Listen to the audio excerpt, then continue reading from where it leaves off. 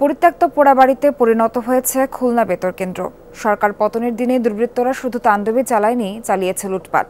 পুড়ে ছাই হয়েছে ৫৪ বছরের নথিপত্র সহ সংরক্ষিত অমূল্য সম্পদ। তারপর থেকে বন্ধ রয়েছে সম্প্রচার। বিপাকে পড়েছেন ২ শতাধিক কর্মকর্তা কর্মচারী সহ তালিকাভুক্ত শিল্পীরা। কালার এক্সপার্ট, জর্জ স্যাপ এবং মাইল্ড অন হ্যান্ডস টেকনোলজি সমৃদ্ধ অরিক্স ক্রিস্টাল ওয়াশ আপনার লন্ড্রি এক্সপার্ট। গেল ৫ আগস্ট দুপুর গড়িয়ে বিকেল খুলনা বেতার কেন্দ্রে তাণ্ডব চালায় দুর্বৃত্তরা। চলে ভাঙচুর, অগ্নিসংযোগ, লুটপাট। এরপর থেকেই পোড়া বাড়িতে পরিণত খুলনা বেতার কেন্দ্র। স্টুডিও ভবন, রেকর্ডিং, ট্রান্সমিশন, এমসিআর রুমে এখনও পোড়া গন্ধ। পুড়ে ছাই নথিপত্র সহ সংরক্ষিত মূল্যবান সামগ্রী। হাজার হাজার লোক আসি বিভিন্ন জায়গায় ভাঙচুর শুরু করেছে। আমি নিজের চোখে দেখলাম। সব বই ভ্যানে করে নিয়ে যাচ্ছে, ভেঙে চুরে সব গুঁড়া গুঁড়া করে দিচ্ছে, আগুন ধরায় দিচ্ছে স্টুডিওর ভিতরে। শ্রোতারা যত অনুরোধ, তাদের পছন্দের গান আমরা এখান থেকে বাছাই করে করে দিছি।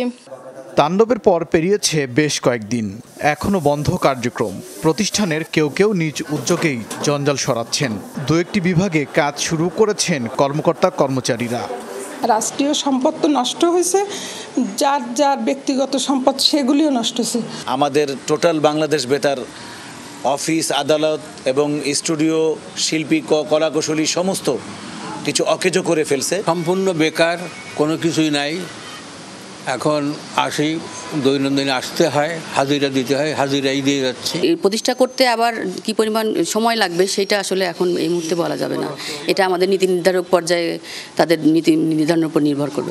স্বল্প পরিসরে কেন্দ্রটি চালুর পরিকল্পনা রয়েছে, তবে জানা নেই দিনক্ষণ।